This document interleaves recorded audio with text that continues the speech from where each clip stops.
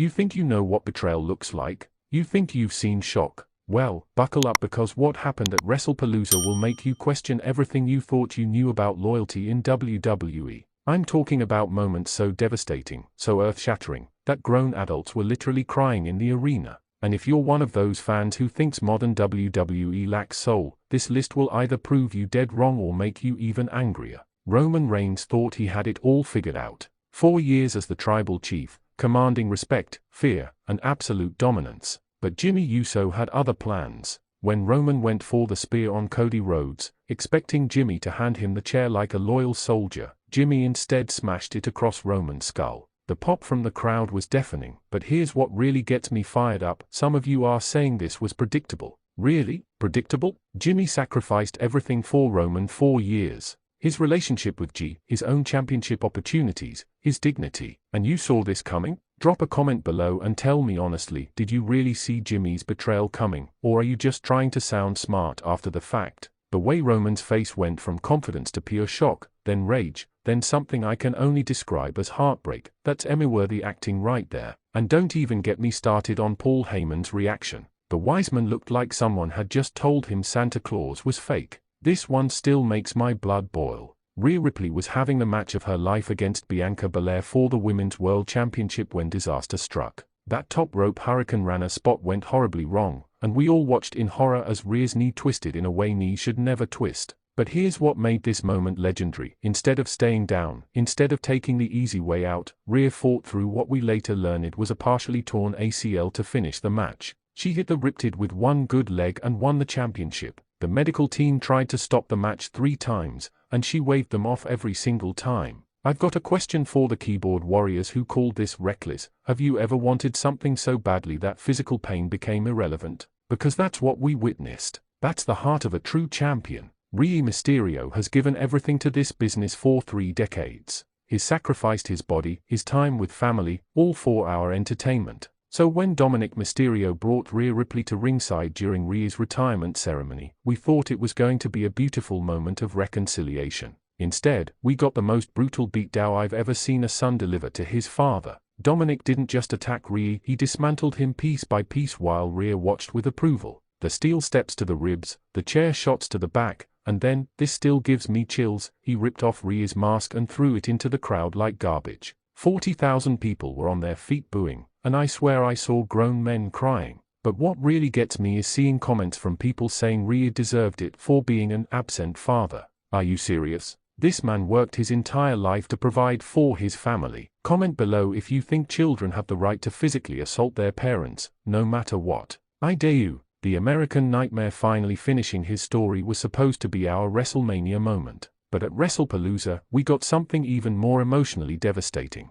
When Solo Psycho revealed that he'd been working with The Rock all along to keep the championship off Cody, the betrayal cut deep because we trusted Solo. But the real gut punch came when Cody grabbed the microphone and said, "Maybe some stories aren't meant to have happy endings." That line hit different. You could feel 60,000 people's hearts break simultaneously. Here's my question for the Cody haters. The man has revolutionized WWE programming, brought legitimacy back to the company, and you're still cheering against him? What exactly has he done to deserve your hatred? Drop your reasons below, because I genuinely don't understand the vitriol. I'm not even sure I should be talking about this one, but it happened on live television, so here we are. When Centimeter Punk collapsed during his promo about being the best in the world, our first instinct was that it was a work. The way he clutched his chest, the way his speech became slurred, we thought it was brilliant acting. Then the medical team rushed out, and we realized this was real. Dead real. The arena went completely silent, 50,000 people holding their breath while paramedics worked on Punk for what felt like hours but was probably only minutes. The fact that Punk insisted on walking out under his own power after being cleared shows the heart of this man.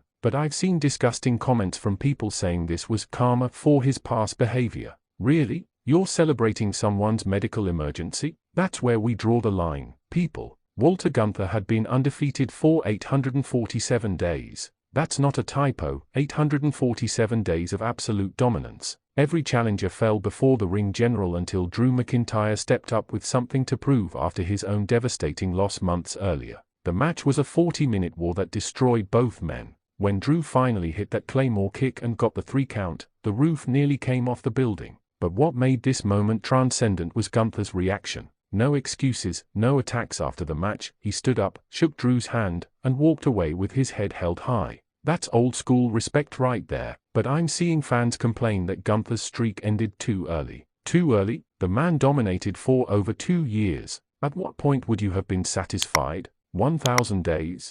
1,200? Comment below with your ideal number, because some of you seem impossible to please. LA Knight has always been the ultimate professional, cool, collected, charismatic. So when he won his first WWE Championship and immediately broke down in tears, it hit us all right in the feelings. This wasn't acted emotion, this was 15 years of rejection, of being told he wasn't good enough, of grinding in small venues while dreaming of this moment. When he grabbed the microphone and said, "This is for everyone who was told they'd never make it," through tears and a cracking voice, there wasn't a dry eye in the house. The standing ovation lasted 6 full minutes. But I'm tired of reading comments about how men shouldn't cry or how this made LA Knight look weak. Are you kidding me? Showing genuine emotion after achieving your life's dream is weakness? That's toxic masculinity at its absolute worst. Real strength is being vulnerable in front of thousands of people. Nobody expected this. The dead man's music hit during a main event, and 55,000 people lost their minds.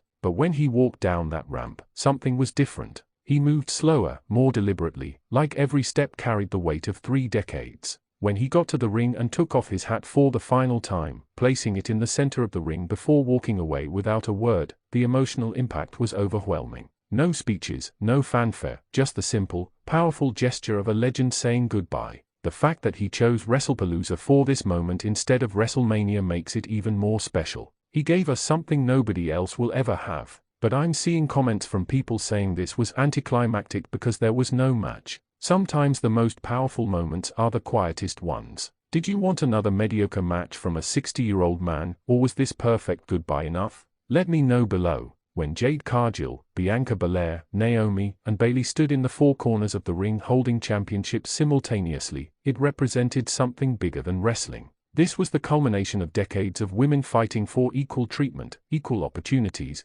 and equal respect. The visual was stunning. 4 different women, 4 different backgrounds, 4 different paths to success, all unified in this historic moment. When they raised their championships together as "We Are the Champions" played, goosebumps covered my entire body. But the real magic happened when they invited every woman on the roster to join them in the ring. Seeing legends like Trish Stratus and Lita standing next to current stars and future champions, that's what progression looks like. Yet some fans are complaining this was forced or political. Progress always makes some people uncomfortable. If seeing women succeed bothers you, the problem isn't with WWE, it's with you. Nobody saw this coming. The Monday Night Messiah was supposed to defend his World Heavyweight Championship against Finn Balor when he grabbed a microphone and dropped a bomb that shattered everyone's reality. "My body is broken, my spirit is willing, but I cannot continue." The arena went dead silent. Seth Rollins, the workhorse of WWE, the man who carried the company through its darkest periods, was walking away at age 38 because his body simply couldn't take any more punishment.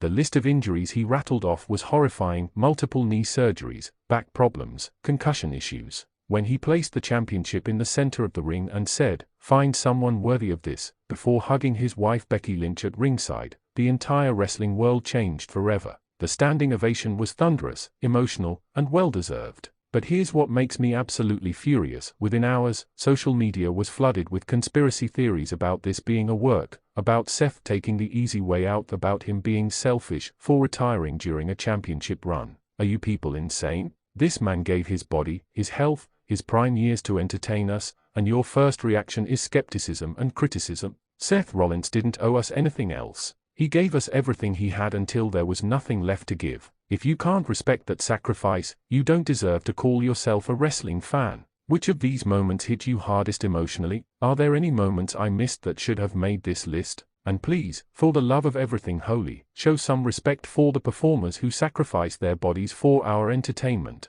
Drop your thoughts below, smash that like button if this list gave you feelings, and subscribe because Wrestling Zone 1 is just getting started. These weren't just wrestling moments, they were human moments that reminded us why we fell in love with this crazy, beautiful, devastating art form in the first place.